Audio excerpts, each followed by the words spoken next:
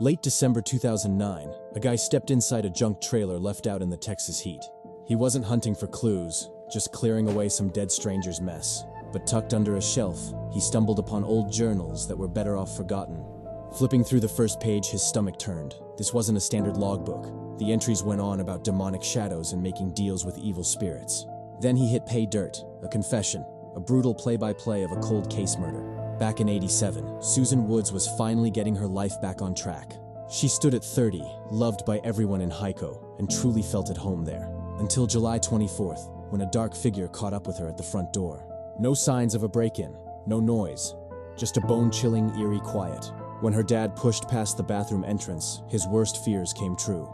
The monster lived nearby. He was an insider who looked on while the family fell apart. Forget everything you think you know about strangers in the night.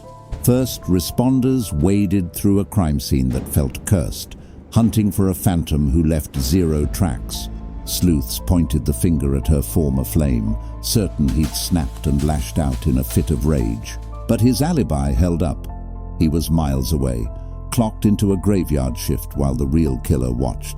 The trail went stone cold, leaving the neighborhood paralyzed by a silent, invisible threat.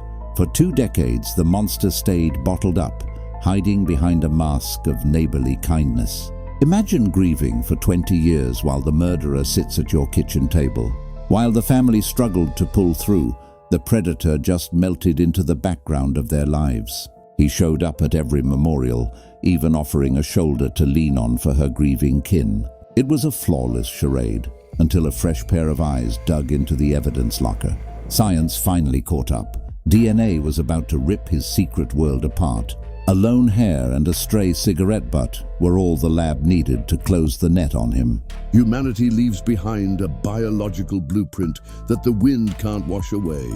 In '87, a tiny follicle was merely trash cast off on a porcelain surface. But as the eras passed, that minute speck turned into a death sentence for a smug individual. He assumed he'd slipped away, yet progress was silently hunting down his spirit. Sleuths pulled out the ancient records, searching for the single slip-up he never noticed. Picture your very existence testifying against you in a court of law. Specialists whittled it down to a unique code that had no excuse for being there. They linked the findings to a massive network, hoping for a profile to show up. The results didn't point toward a wandering vagrant or a drifter moving through. It led back to a trusted neighbor who had been blending in for 2 decades. The news spread through the station like a fever. The culprit was already among them. The snare was finally tight, and this time there was no way to lie his way out. Justice doesn't sleep. It just waits for the perfect moment to strike back. Uniformed units closed in on a quiet cul-de-sac, their sirens muffled. They weren't kicking down doors. They were knocking on the life of a pillar of society. When the suspect stepped out, his expression gave away the secret he'd carried since '87. He didn't put up a fight. The weight of the lies had finally become too much to bear. How do you look a killer in the eye when he's someone you used to trust? The town reeled as the name hit the headlines. Scott Hatley, the helpful neighbor. He'd sat through every holiday dinner, masking the darkness with small talk and handshakes. But the laboratory findings didn't lie, and his carefully built world began to cave in. Prosecutors laid out the timeline, showing how he'd stalked his prey before the final act. The community had to face up to a terrifying truth. The devil was never under the bed. He was the one who helped you carry the groceries and offered a hand in the rain. Behind a heavy steel door, 20 years of silence was about to shatter. Hatley sat across from the men who had spent their entire careers hunting for his ghost. He maintained a steady gaze, playing the part of the confused, innocent friend one last time. But investigators didn't come to talk. They came to lay out the biological facts. They pushed the forensic profile toward him, watching for the moment the mask would slip. What goes through a mind that has successfully buried a nightmare for 7,000 days? The detectives leaned in, their voices dropping to a whisper that filled the room like lead. They brought up the night in July, piece by piece, until the room felt smaller than a coffin.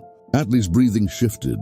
The cool, calculated neighbor was finally fading away. He tried to talk his way around the science, but the data had him pinned to the wall. Then came the question that stripped away the last of his pride.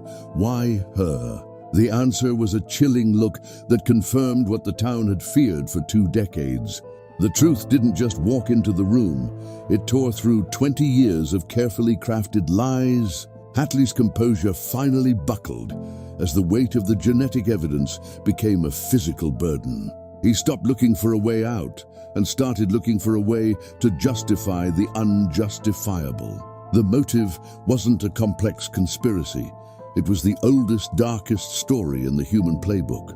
It was an obsession that had simmered beneath the surface while he played the role of the grieving friend.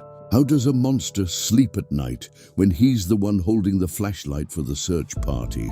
He traded his soul for a secret, banking on the hope that science would never catch up to his tracks. But every step he took in the dark was recorded in a language he couldn't speak or erase.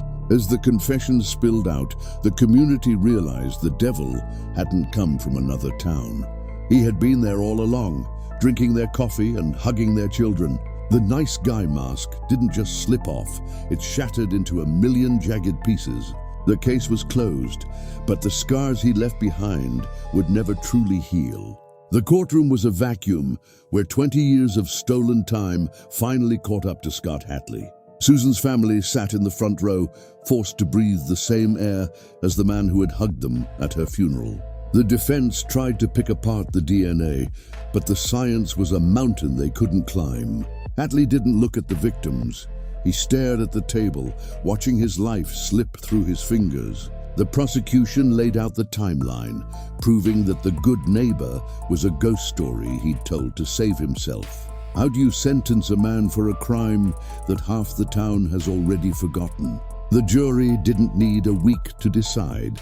The truth was written in a code that left no room for doubt. When the word guilty echoed through the wood and stone, the mask finally fell off for good. He was shipped off to a cell, trading his suburban life for a concrete box he could never talk his way out of. The community breathed a sigh of relief, but the peace felt heavy, tainted by the memory of his handshakes. Susan's mother walked out of that building with a weight she'd carried for 7,000 days, finally lifting. The case was officially over, but the lesson was etched into the soil. The monster you fear might be the one holding the door open. Shadows eventually lengthen, but the light of a cold case breakthrough never dims. Hatley traded his freedom for a numbered jumpsuit, leaving a legacy of shattered trust in his wake. The neighborhood moved on, yet the local law now carries a darker, more cautionary tone. Susan's memory was finally unshackled from the mystery that had anchored it to the Texas soil. Investigators closed the ledger, but they kept the lessons burned into their professional DNA. How many other phantoms are currently sitting at a dinner table waiting for science to find them? The technology of tomorrow is stripping away the anonymity that the predators of yesterday counted on. There is no such thing as a perfect crime when your own cells are working against you.